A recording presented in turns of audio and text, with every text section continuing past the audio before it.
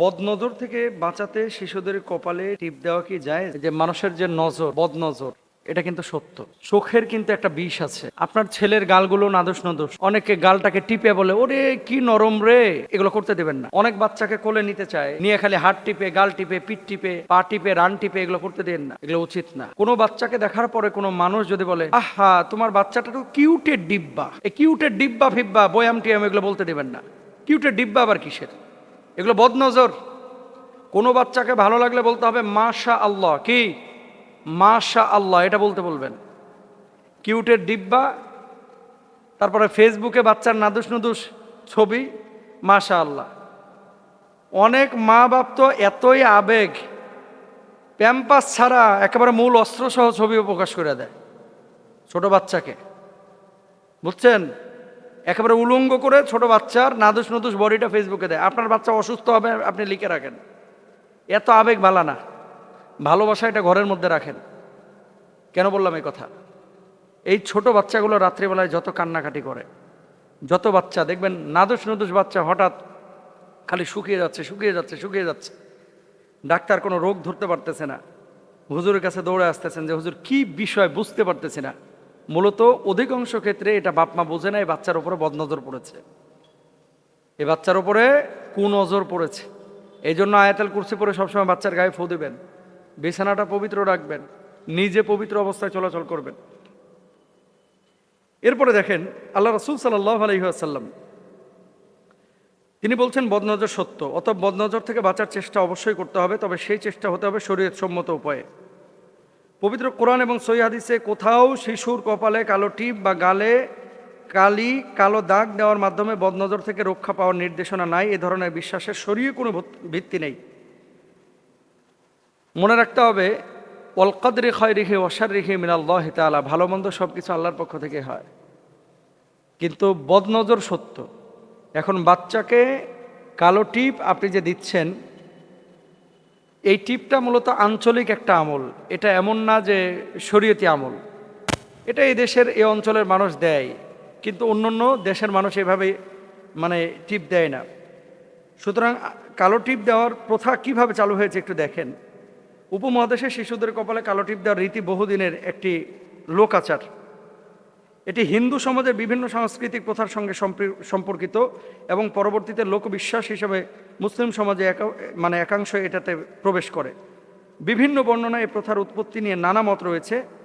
সবকটি এই উপমহাদেশেই বিশেষ করে সবকটি প্রচলিত। আল্লাহ রাসূল সাল্লাল্লাহু আলাইহি ওয়াসাল্লাম বলছেন মান তাশাব্বাহা বিকওমিন ফাহুয়া মিনহুম, যে জাতির সাদৃশ্য অবলম্বন করবে সে জাতির অন্তর্ভুক্ত হয়ে যাবে।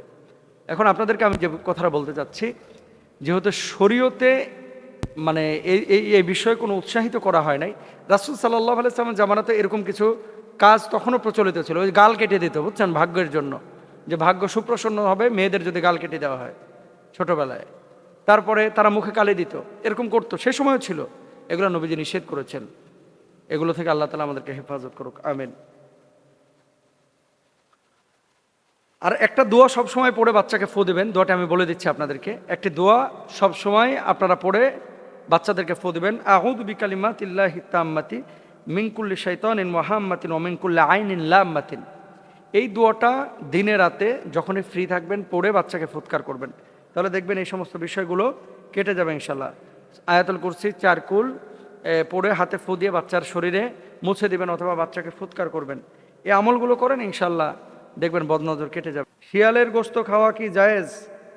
2 নম্বর আরেকটি বিষয়, আমি আমার এলাকার নাম বলবো না, আমাদের এলাকাতেও প্রচলিত আছে যে শিয়ালের গোশত খাইলে বাত ব্যথা দূর হয়, পুরুষের শক্তি বাড়ে, পৌরসত্বের।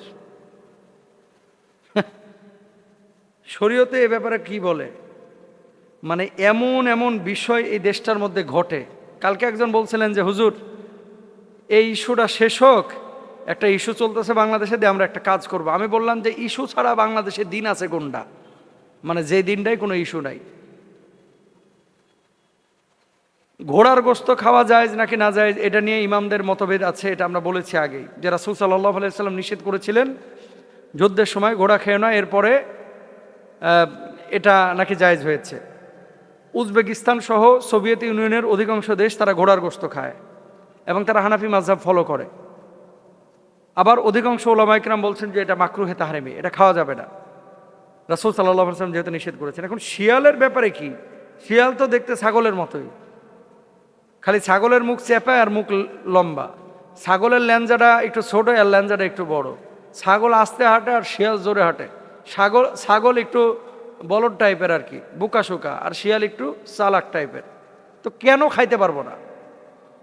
শরীয়তের একটা মূলনীতি হচ্ছে হিংস্র কোনো প্রাণী যারা আঙ্গুল দিয়ে ছিঁড়ে টিড়ে খায়, শিকার করে খায়, এই সমস্ত প্রাণীগুলোকে খাওয়া জায়েজ নাই। এখন যে সকল মানুষ রাসূল আকরাম সাল্লাল্লাহু আলাইহি ওয়াসাল্লামের সুস্পষ্ট হাদিস যদি বলেন যে শিয়াল খাওয়া জায়েজ কিনা, নবীজি সাল্লাল্লাহু আলাইহি ওয়াসাল্লাম এমন কোনো হাদিস নাই যে শিয়াল খাওয়া জায়েজ নাকি না জায়েজ, এমন কোনো হাদিস নাই। তবে আছে কি, রাসূল সাল্লাল্লাহু আলাইহি ওয়াসাল্লাম বলেছেন প্রত্যেক নখ বিশিষ্ট হিংস্র জন্তুর গোশত খেতে মানা, নিষেধ। ধারালো দাঁত দিয়ে শিকার করে হচ্ছে এ শিয়াল এবং মাংস ভক্ষণ করে। এ কারণে অভিজ্ঞ ফকিহদের মতে এটি সিবা তথা হিংস্র জন্তু অন্তর্ভুক্ত। তাই কোনোভাবেই ইসলামের শরীয়ত শিয়ালের গোশত খাওয়া বৈধ মনে করে না বা বৈধতা দেয় না, বরং খাওয়া সম্পূর্ণ হারাম। এ বিষয়ে বিখ্যাত ফকিহ আল্লামা আলাউদ্দিন কাসানি রহিমাহুল্লাহ বলেন, প্রত্যেক নখ বিশিষ্ট হিংস্র জন্তুর গোশত খাওয়া হারাম। আর ইমাম ইবনে আবেদিন রহিমাহুল্লাহ বলছেন, হিংস্র জন্তুসমূহ যেগুলো দাঁত দিয়ে শিকার করে সেগুলোর গোশত খাওয়া হারাম। ওষুধ হিসেবে শিয়াল খাওয়া কি জায়েজ? হুজুর, শিয়ালের গোশত খাইলে বাত ব্যথা দূর হয়। অনেকে দাবি করেন শিয়ালের গোশত বা চর্বি বিভিন্ন রোগের ওষুধ, কিন্তু শরীয়তের দৃষ্টিতে কোনো হারাম বস্তুকে সাধারণ চিকিৎসা হিসেবে ব্যবহার করা বৈধ নয়। আল্লাহ রাসূল সাল্লাল্লাহু আলাইহি ওয়াসাল্লাম বলেছেন, আল্লাহ তোমাদের রোগ সৃষ্টি করেছেন এবং তার চিকিৎসাও সৃষ্টি করেছেন, অতএব চিকিৎসা গ্রহণ করো, তবে হারাম বস্তু দ্বারা চিকিৎসা করো না। এটা আবু দাউদ শরীফের হাদিস। আমি যখন ছোট ছিলাম, আমার এলাকায় এক ছেলে নতুন বিয়ে করছে। বিয়ে করার পরে কোন কবিরা যারা বলছে যে বড় কাক আছে না, যেগুলো কা কা করে, একবার চকচক করে, কিছু কাক আছে বড়, কয় এই কাক যদি তুই মাইরা গোশত খাইতে পারিস ভাই, তাহলে 7 দিনেও তোর শরীরের উত্তেজনা কমবে না। এটা বলছে কে জানো? এ বটি নিয়ে আর লাঠি নিয়ে সারা দিন ঘুরতেছে আমবাগান আমবাগান। আমাকে কি রে, কারণটা কি, কি হয়েছে? কয় ভাই কাক খুঁজতেছি। কি কারণ এটা আর বলে না। 5-7 দিন পরে ও স্বীকার করছে যে আমার অমুক কবিরাজ বলছে কাক খাইলে পুরুষত্ব বাড়ে। তো বাংলাদেশে সবই সম্ভব, কাক খাইলে পুরুষত্ব বাড়ে। দেখবেন কোনো কবিরাজ যদি বলছে যে অমুক গাছের এই পাতা যদি খায় বা এই রস যদি খায় তাহলে আর পুরুষত্ব বাড়বে, আর যৌবন বাড়বে, দেখবেন যে ওই গাছ আর এলাকায় খুঁজে পাবেন না, পোলাপান সবই নিয়েও খায় হেলাইব। মানে এটা হচ্ছে বাংলাদেশের টেন্ডেন্সি। কবিরাজরা যাই বলুক সব কিছু বিশ্বাস করেন না ভাই, সব কিছু বিশ্বাস করা যাবে না। আর যেহেতু শিয়াল খাওয়া হারাম, আমি বুঝলাম না এরা 60টা শিয়াল নাকি জবাই করে খাইছে। বাংলাদেশের কোন জেলায়, বরিশাল না কোন জায়গায় পত্রিকাতেও আসছে। এই রুচিটা আসে কিভাবে এদের, মানে রুচিতে ঢুকলো কিভাবে? বুঝে শুনে এই সমস্ত কাজ যারা করে এদের শাস্তির মুখোমুখি করা উচিত। আল্লাহ এদের হেদায়েত দান করুক।